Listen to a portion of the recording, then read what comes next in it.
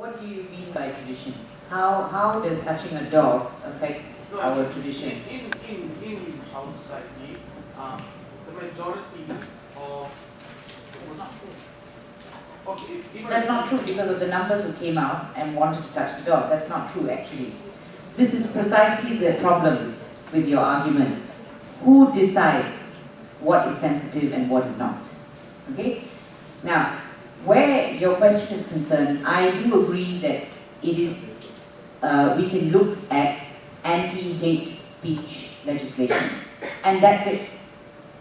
That's all I am prepared to concede is something that we can look at. And I think the National Harmony Act by the Unity Council was actually drafted on that basis.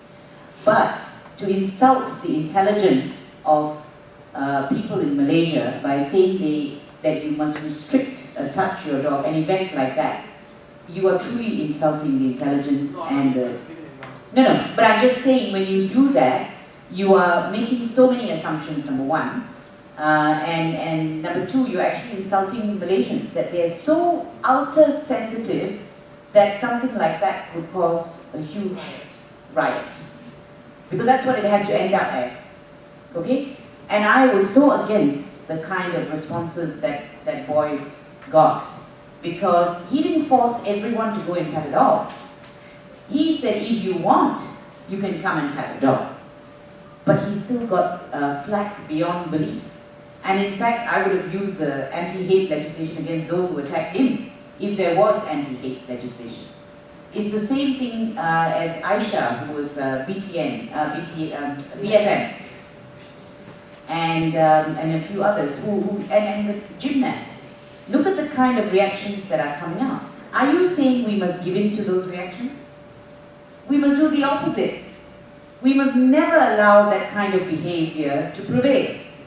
We must encourage free speech. We must encourage people to think maturely. We cannot give in to mob rule. Just because the mob says we don't like this, or the majority don't like this, it doesn't mean it's right. You're giving in to mob rule when you do that. So what I'm saying is, and I appreciate your question, I think it's a very good question. So do we take into account society? Like in Germany, yes, they may have had local circumstances, which they did, for the legislation that they have passed.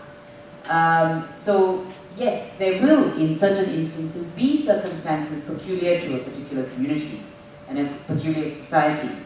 But in Malaysia, I think there is a true danger that we're giving into mob rule, and our laws are passed and enforced to actually support the mob and not individual freedoms.